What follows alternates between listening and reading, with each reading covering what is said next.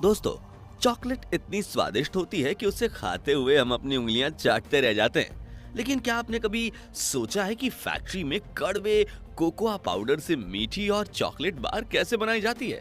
आखिर इस चॉकलेट में ऐसा क्या तो मिलाया जाता है कि इतना स्वादिष्ट हो जाती है? और इसे एक बार खाना शुरू करने के बाद हमारे हाथ ही नहीं रुक पाते। और गर्मियों के मौसम में हम सभी मार्केट में मिलने वाले ठंडे और रसीले मैंगो जूस तो जरूर पीते हैं। लेकिन फैक्ट्रीज में आम के जूस को कैसे निकाला जाता है? और आम तो सिर्फ गर्मियों में मिलते हैं, फिर कंपनीज 12 महीने स्वादिष्ट मैंगो जूस कैसे बेच पाती है? इन सभी सवालों के जवाब के साथ देखेंगे चॉकलेट और मैंगो जूस बनने की पूरी प्रोसेस आज के इस दिलचस्प वीडियो में। तो पूरा वीडियो जरूर देखिएगा। तो सबसे पहले बात करते हैं जिस चॉकलेट को देखकर हमारे मुंह में पानी आ जाता है। फैक्ट्री में असल में उस चॉकलेट को बनाया कैसे जाता है? तो कोकोआ से चॉकलेट बनाने की पूरी प्रोसेस की शुरुआत होती है कोको फॉर्म से, जहां कोको के पेड़ पर जब बड़े बड़े कोको फ्रूट्स अच्छे से पक जाते हैं तो उन्हें पेड़ से तोड़ लिया जाता है। फिर इन्हें बीच में से 2 टुकड़ों में काटा जाता है और इसके बीज को निकालकर एक बड़े कंटेनर में इकट्ठा किया जाता है। अब आपके दिमाग में सवाल आ रहा होगा कि ये बीज तो सफेद है लेकिन चॉकलेट तो भूरे रंग की होती है। तो आपको बता दें कि इसके लिए कोकोआ बीन्स फर्मेंटेशन नाम के एक प्रोसेस से इसे गुजारा जाता है, जिसमें इन्हें लकड़ी से बने हुए स्पेशल फर्मेंटेशन बॉक्स में रखकर केले के पेड़ों के पत्तों से ढका जाता है और 3 से 9 दिन तक छोड़ दिया जाता है, जिससे इन बीजों में मौजूद बैक्टीरियाज मर जाते हैं और उनके ऊपर मौजूद व्हाइट पल्प भी सूख कर भूरा रंग ले लेती है। अब इन बीजों को एक बड़े से बर्तन में रखकर धूप में सुखाया जाता है ताकि इनके अंदर की नमी सूख जाए और फंगी और बैक्टीरिया से प्रोटेक्शन मिले। अब इन बीन्स को ट्रक्स में भरकर फैक्ट्रीज में भेज दिया जाता है, जहां इनमें से चॉकलेट बनाए जाएंगे। इन फैक्ट्रीज में सबसे पहले बीन्स की क्वालिटी चेक की जाती है और फिर इन्हें बड़े बड़े सिलेंडर्स में रोस्टिंग यानी सेकने की प्रोसेस के लिए भेज दिया जाता है, जहां इन्हें जरूरत के हिसाब से 30 मिनट से 2 घंटों तक गर्म किया जाता है, जिससे इनमें की नमी यानी कि मॉइस्चर पूरी तरह से खत्म हो जाता है और इसमें मौजूद करीब 300 केमिकल्स के बीच रिएक्शन होने की वजह से इनका रंग गहरा भूरा बन जाता है, जिसके बाद इन्हें ऑटोमेटिक मशीन में डाला जाता है, जो इनके छिलकों को उतारकर हवा की मदद से दूर उड़ाते हुए फेंक देती है। अब इन सूखे हुए बीजों को ग्राइंडिंग मशीन में पीसकर इनका पेस्ट बना लिया जाता है, जिसे कोकोआ पेस्ट के नाम से जाना जाता है। जिसके बाद इस पेस्ट को एक प्रेशर मशीन में डालकर काफी ज्यादा फोर्स लगाया जाता है, जिससे इस पेस्ट में से काफी बड़ी अमाउंट में फैट्स को अलग कर लिया जाता है, जिससे कोको बटर के नाम से भी जाना जाता है। तरल पदार्थ अलग होने की वजह से मशीन में कोकोआ की सॉलिड ईंट बन जाती है, जिसे फिर हथौड़ी की मदद से तोड़ा जाता है और मशीन में डालकर क्रश किया जाता है, जिससे कोकोआ पाउडर बनकर तैयार होता है। अब इस कोको पाउडर में से चॉकलेट बनाने के लिए एक बड़े से मिक्सचर में से डाला जाता है, जो कोको बटर को पहले अलग किया गया था उसे इसके साथ फिर से मिलाकर काफी देर तक मिक्स किया जाता है। यह प्रोसेस कोचिंग के नाम से जानी जाती है, जो चॉकलेट की जरूरी कंसिस्टेंसी को अपने हिसाब से कुछ घंटों से लेकर कई दिनों तक चल सकती है। अब ये चॉकलेट एक आखिरी प्रोसेस से गुजरती है, जिसके बाद चॉकलेट को कई बार उबालकर ठंडा किया जाता है, जिससे चॉकलेट में एक सही कंसिस्टेंसी आ जाती है और ये सॉफ्ट बन जाता है। इस तरह डार्क चॉकलेट बनकर तैयार होता है, जिसे डायरेक्ट मोल्ड में डालकर शेप दिया जाता है।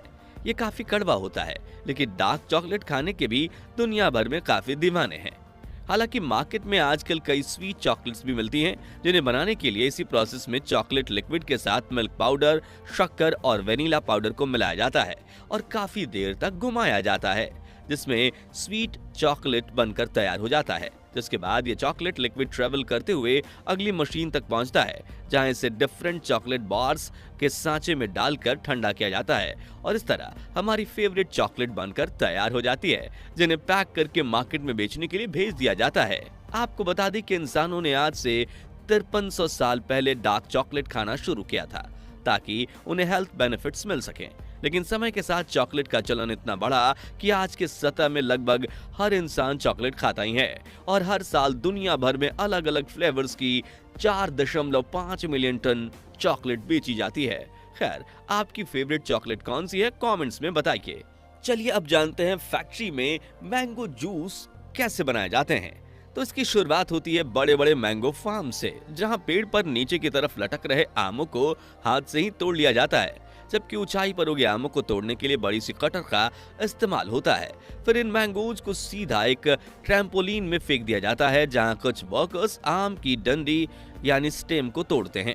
हालांकि आम खुद को लेकर काफी डिफेंसिव होते हैं, इसलिए डंडियों को तोड़ते वक्त ये सेप नाम की एक रस को छोड़ते हैं, जिन्हें संपर्क में आते ही हमारी स्किन जल भी सकती है। इसलिए स्टेम को बहुत ध्यान से ग्लव्स पहनकर ही निकाला जाता है और निकलते ही अगले 5 सेकंड्स के अंदर ट्रैम्पोलिन में फेंक दिया जाता है, जहां इसे 5 मिनट तक पानी में डुबोकर रखा जाता है ताकि आम पर इस रस का इफेक्ट कम हो जाए। अब यहाँ से इन आमों को प्लास्टिक क्रेट्स में भरकर ट्रक्स में लोड किया जाता है और फैक्ट्री पहुंचाया जाता है, जहां इन सारे आमों पर मेन प्रोसेस शुरू होती है।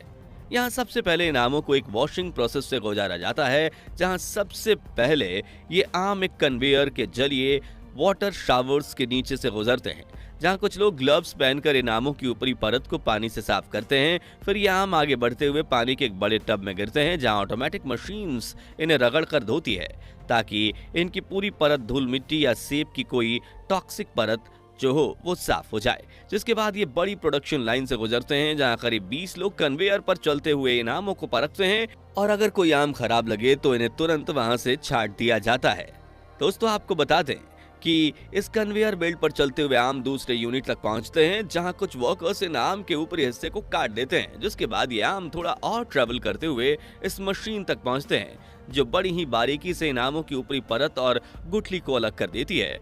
और अब बचा हुआ मैंगो पल्प इस मिक्सर मशीन में पहुंचता है, जो इस पल्प को पीसकर इसमें से आम रस बना लेती है, जिसे फिल्टर की मदद से छानकर मशीन से बाहर निकाल लिया जाता है। जिसके बाद इसे बड़े बड़े कंटेनर्स में भरकर जूस डिसिग्रर मशीन में भेजा जाता है, जहां इसे 90 से 95 डिग्री सेल्सियस के तापमान पर 10 से 15 मिनट तक उबाला जाता है, ताकि इसमें मौजूद एयर और ऑक्सीजन पार्टिकल्स अलग हो जाएं।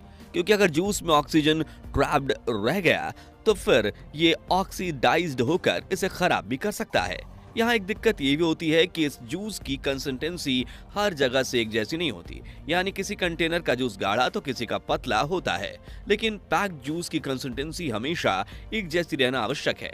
इसलिए इसे एक होमोजेनाइजर मशीन में भेजा जाता है, जो इस पर प्रेशर और मिक्सिंग प्रोसेस से इसकी कंसिस्टेंसी एक जैसी कर देता है। जिसके बाद इस जूस को स्टेरोलाइजेशन प्रोसेस में भेजा जाता है, ताकि जूस में मौजूद हार्मफुल बैक्टीरियाज को खत्म किया जा सके।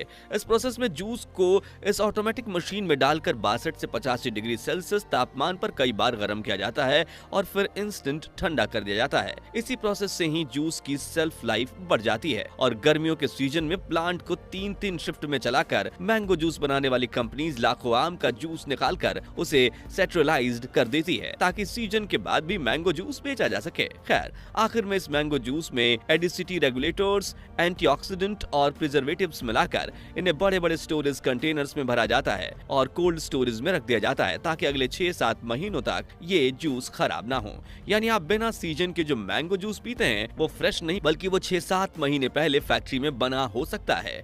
हालांकि इस जूस को इतने वक्त तक स्टोर करने का एक नुकसान ये है कि जूस अपना फ्लेवर लूज करने लगता है, इसलिए कंपनी इसमें शक्कर और आर्टिफिशियल फ्लेवर डालती है। आप चाहे तो कोई भी मैंगो जूस की बोतल खरीद कर उसके पीछे इंग्रेडिएंट्स की लिस्ट पढ़ सकते हैं, जिसमें मैंगो जूस के साथ sugar, food colour, artificial flavour और एसिडिटी रेगुलेटर्स जैसी दर्जनों चीजें लिखी नजर आएंगी, जो इस मैंगो जूस की हर बैच का स्वाद और कंसिस्टेंसी एक जैसी बनाकर रखते हैं। हालांकि शुगर और आर्टिफिशियल फ्लेवर को बोटलिंग करने से पहले डाला जाता है, जूस बनाते वक्त नहीं।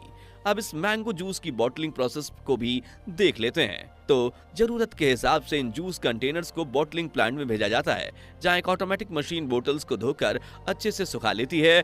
फिर अगली मशीन वजन करते हुए बोतल में जितना जूस भर देती है और आखिर में कैप्स भी ऑटोमेटिक मशीन ही लगाती है, जिसके बाद इन बोतल्स पर लेबलिंग करके इन्हें बेचने के लिए मार्केट में भेज दिया जाता है। यानी इन जूस मैन्युफैक्चरिंग प्लांट्स में सफाई तो बहुत है, लेकिन अगर आपको हर मौसम में ठंडे स्वादिष्ट मैंगो जूस का आनंद उठाना है तो एक्स्ट्रा शक्कर और आर्टिफिशियल फ्लेवर्स को अनदेखा करना पड़ेगा, क्योंकि उनके बिना इन कंपनीज के लिए सस्ता मैंगो जूस बनाना काफी मुश्किल है। तो दोस्तों, आपको कौन सा चॉकलेट खाना पसंद है और क्या आप पैक्ड मैंगो जूस पीते हैं? कमेंट्स में जरूर बताइए। वीडियो अच्छी लगी हो तो इसे लाइक और शेयर जरूर कीजिए और ऐसी ही दिलचस्प वीडियोस देखते रहने के लिए हमारे चैनल को सब्सक्राइब करके पास वाली घंटी जरूर बजा दीजिए। धन्यवाद।